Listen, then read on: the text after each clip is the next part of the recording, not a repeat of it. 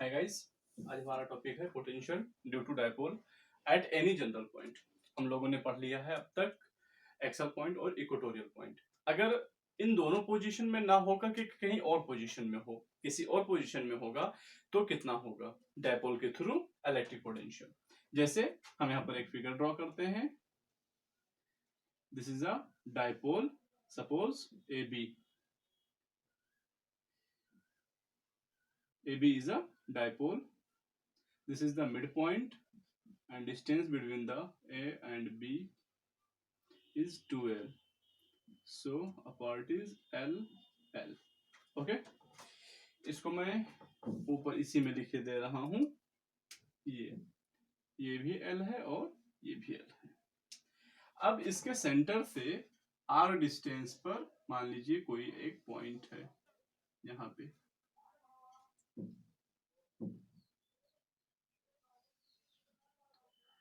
This is the point P and this distance is R. तो this is the minus Q and plus Q. अब इस point पे हमें potential को find करना है। तो इसके लिए हम क्या करते हैं, देखिए हमने मान लिया कि ये एंगल है थीटा, ठीक। तो अब हम इससे क्या करेंगे, इससे एक परपेंडिकुलर डालते हैं इस पर, ये एक परपेंडिकुलर बना, तो ये डिस्टेंस हमें मिला। फिर से देखिए B से P तक का डिस्टेंस, ठीक। इसी तरह से A से Q का डिस्टेंस, ये, ठीक।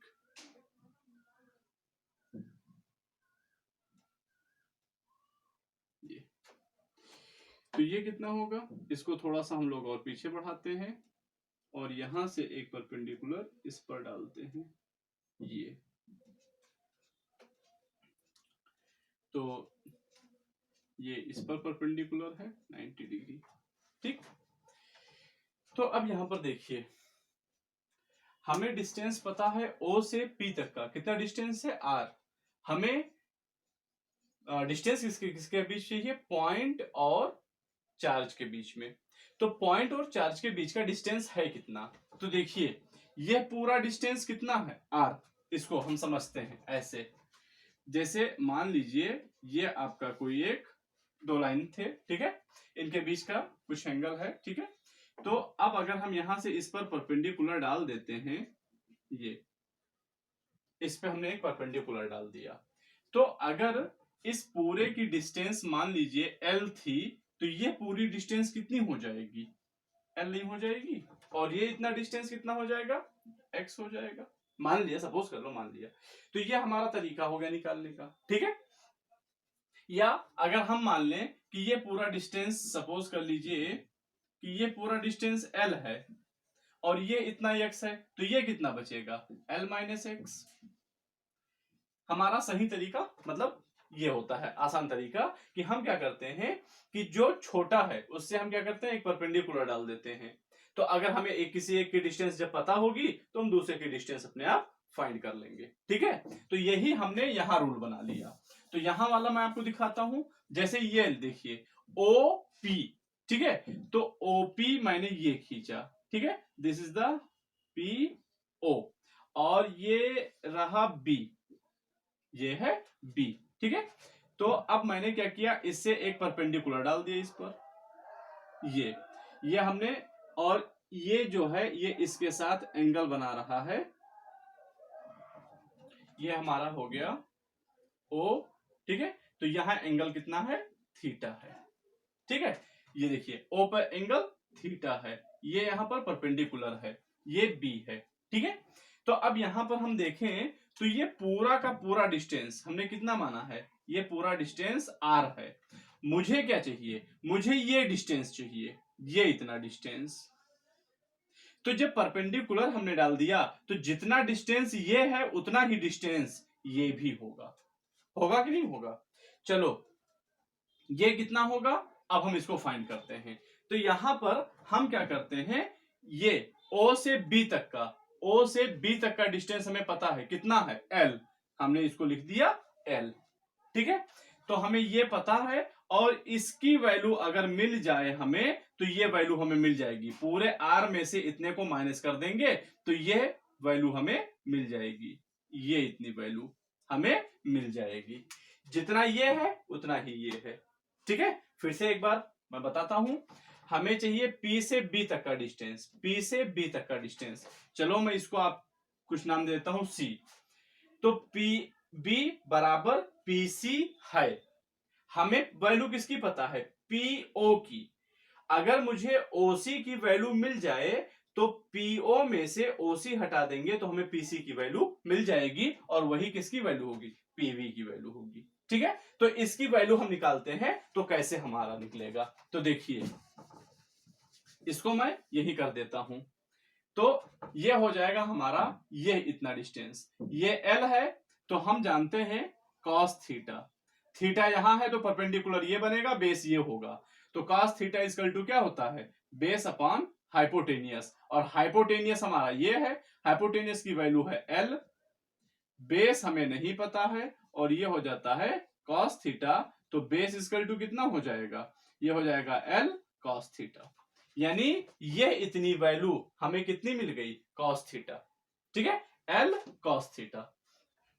इसी तरह से अब हम देखते हैं तो PB की वैल्यू कितनी हो गई? तो ये हो जाता है PB equal to R minus L cos theta. क्योंकि ये जितना PB जो है, इस पूरे R में से इतने को हटा दो तो हमें ये मिल गया कितना? R minus L cos theta. तो चलिए यहां पर हम लैंग्वेज लिख लेते हैं। तो हमने भाई जो लिखा है, बनाया है, जो एज्यूम किया है, उसी को तो हम लिखते हैं। हमने क्या एज्यूम किया? AB एक डायपोल है। ठीक है, तो हम इसको लिखते हैं, let AB is a dipole and P is a point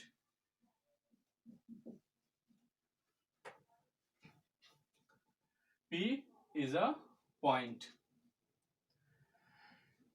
at position R, making angle theta किसके साथ? With vector P। हमारा यहाँ P का डायरेक्शन इधर है ना, तो P के साथ ये पोजीशन R हमारा थीटा एंगल बना रहा है। ठीक, तो अब हम क्या करते हैं? We have to find the potential at P।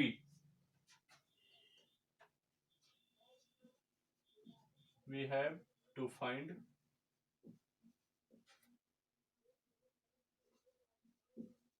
potential at P.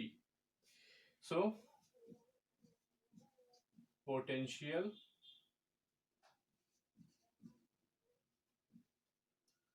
at P due to plus Q, तो कितना हो जाएगा? V1 इजकल टू, इसको मैं शॉर्ट में क्या लिख देता हूं, 1/4 को K Q upon R square minus L square cos square theta. Sorry, R minus L है, R minus L cos theta.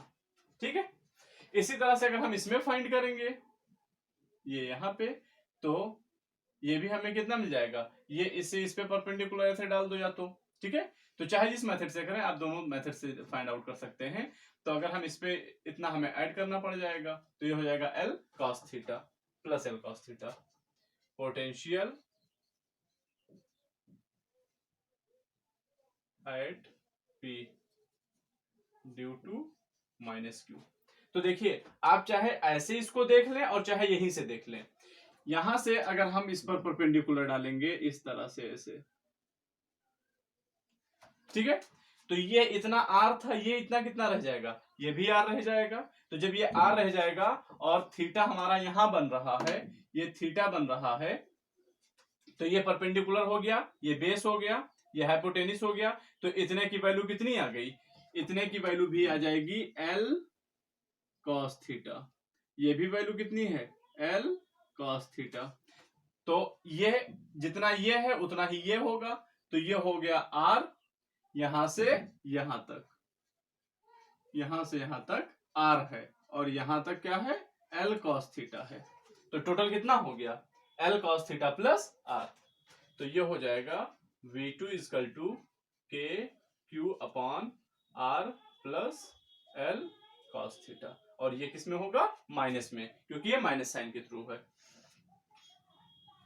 तो यहां पे अब हम देखते हैं, so therefore net potential at P। तो नेट पोटेंशियल एट P क्या हो जाएगा हमारा, V equal to V1 plus V2, that's mean k q upon R minus L cos theta minus k q upon R plus L cos theta. ये हो गया। इसको solve करेंगे तो के क्यू दोनों में कॉमन है, बाहर ले लेते हैं, हमारे पास बचता है 1 upon R minus L cos theta minus 1 upon R plus L cos theta. ये हो जाता है हमारे पास के क्यू। इसको अंदर सॉल्व करेंगे, फ्रैक्शन का ऐड है, कई बार करवा चुका हूं, L cos theta upon R square minus L square cos square theta. तो minus R plus R cancel हो जाते हैं, हमें मिल जाता है k q 2L cos theta upon R square minus L square cos square theta. और यहाँ के की वैल्यू पुट कर देते हैं, तो के की वैल्यू क्या पुट करेंगे, 1 अपॉन 4 पाई एप्सिलॉन नॉट। तो ये हमारा हो गया 1 upon 4 pi epsilon not. Q into 2L को हम लिख सकते हैं P, तो ये हो जाता है P cos theta upon R square minus L square cos square theta. तो ये हो गया potential at any point in general position. अब देखिए, अगर हमारा डायपोल बहुत छोटा है, for small dipole, for very small dipole, तो अगर स्मॉल डायपोल है तो L स्क्वायर क्या होगा, R is greater than L, therefore R square is very very greater than L square. So हम इसको नेग्लेक्ट कर देंगे, तो L स्क्वायर को जीरो मानेंगे तो cos थीटा का टर्म जीरो हो जाएगा। तो V इजकल टू हमें क्या मिल जाता है, 1 upon 4 pi epsilon naught P cos theta upon R square.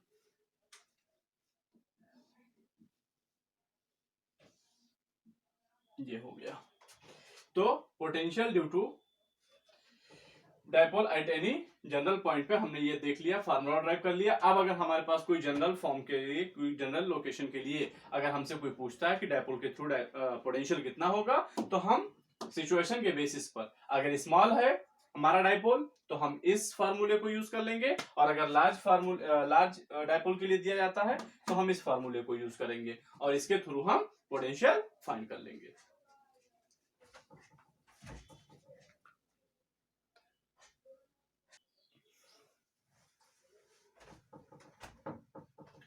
चलिए अब हम बात करेंगे इक्विपोटेंशियल सरफेस के बारे में, ठीक है। इक्विपोटेंशियल सरफेस,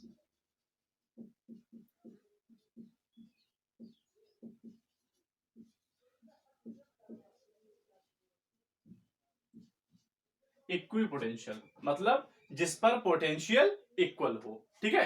यानी अगर आपके पास कोई एक ऐसा सरफेस है, जैसे सपोज कर लीजिए कि मैंने एक ये पॉइंट चार्ज लिया, ये मेरा एक पॉइंट चार्ज है, ठीक है, और इसके अराउंड मैंने एक सरफेस, स्फेरिकल सरफेस को इमेजिन किया ऑफ रेडियस r, ठीक है। मैं r रेडियस का एक स्फेयर बनाता हूं, तो बताइए मैं इस पर कुछ पॉइंट्स को मार्क करता हूं, जैसे ये मान लिया ये पॉइंट है P1, this is point P2, this is point P3, this is point P4।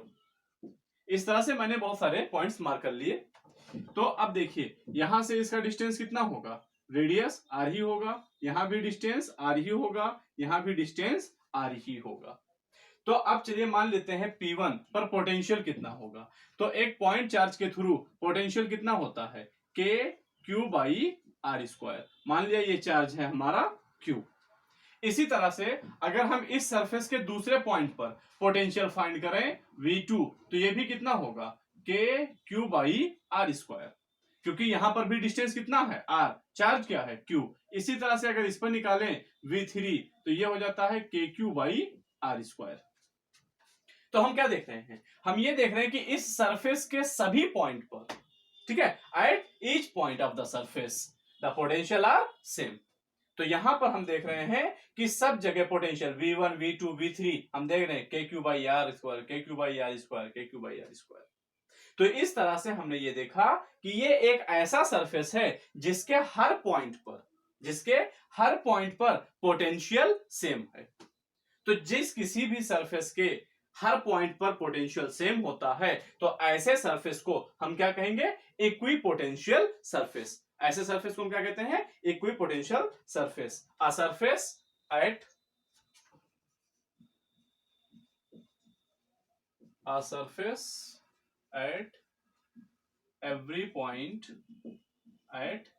every point of which potential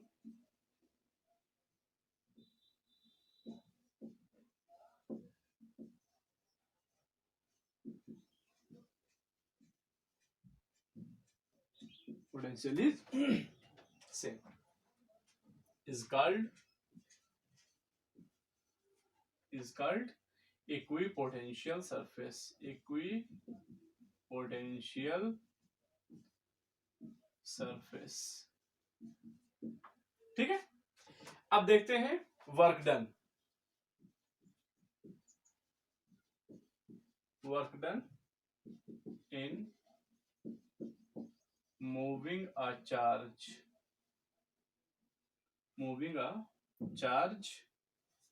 on an equipotential surface,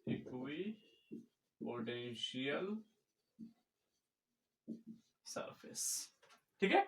यानी एक इक्विपोटेंशियल सरफेस में अगर हम चार्ज को मूव करते हैं, तो उस चार्ज को मूव करने में हमें कितना वर्क करना पड़ेगा।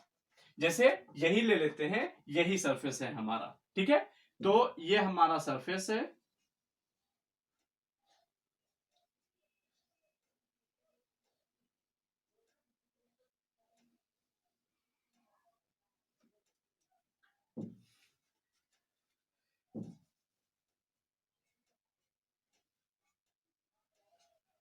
चलिए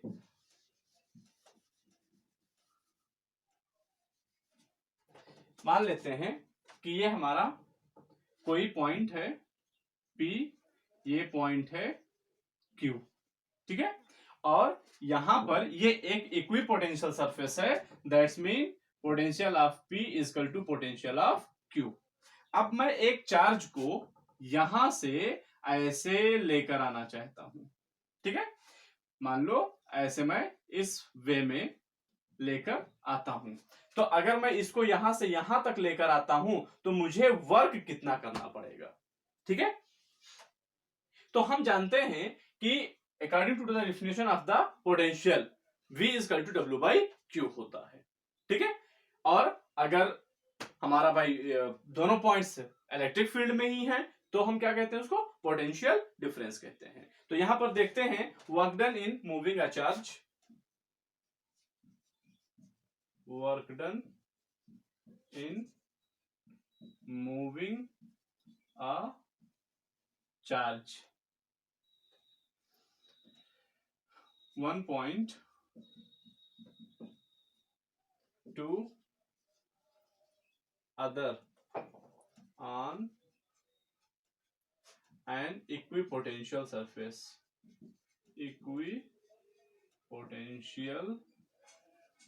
सरफेस इज 0।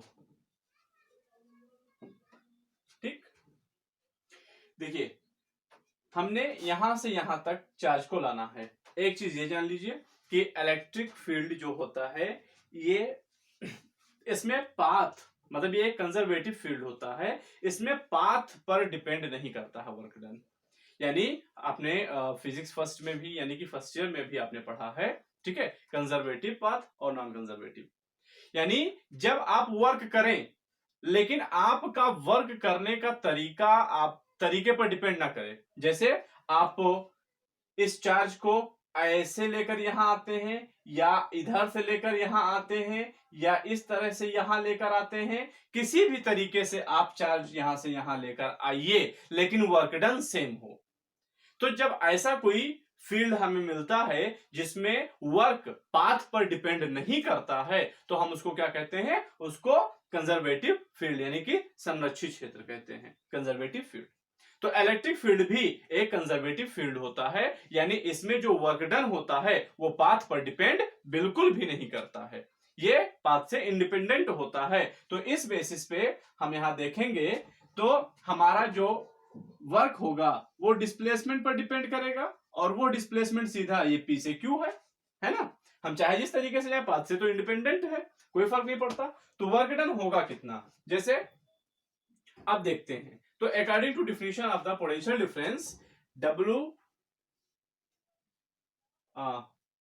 VA यानी कि यहां VP minus VQ equal to W by Q होता है। अब हम जानते हैं since VP equal to VQ so W by Q equal to 0 या W इजकल टू 0। यानी किसी भी इक्विपोटेंशियल सरफेस पर अगर आप चार्ज को एक पॉइंट से दूसरे पॉइंट तक लेकर जाएंगे तो वर्क डन कितना होगा, 0 होगा, हमें कोई भी वर्क नहीं करना पड़ेगा। ठीक, यानी अब मैं इसको यहां से ऐसे लेकर आऊं या ये ऐसे घुमा के लेकर आऊं या ऐसे लेकर जाऊं, मुझे कोई फर्क नहीं पड़ता क्योंकि इलेक्ट्रिक फील्ड यहां पर क्या है, कंजर्वेटिव है। तो एक चीज और बता देता हूं मैं आपको इस वक्त, यानी इस तरह से अगर कोई भी आपको क्वेश्चन पूछा जाता है तो इन साइड में अगर कोई पूछता है कि पोटेंशियल कितना होगा तो पोटेंशियल सेम होगा। अगर ये एक इक्विपोटेंशियल सरफेस है तो इसके इन साइड में हर जगह पर पोटेंशियल कैसा होगा, सेम होगा। मतलब जितना यहां है, अगर यहां पर 400 वोल्ट है तो 400 400 400 400 400 हर जगह 400 वोल्ट ही होगा। तो ये हो गया आपका इक्विपोटेंशियल सरफेस और उस पर किसी चार्ज को ले जाने में वर्क डन। ठीक है, तो अब हम नेक्स्ट टॉपिक नेक्स्ट वीडियो में पढ़ेंगे। ओके गाइस, इतना तैयार कीजिए।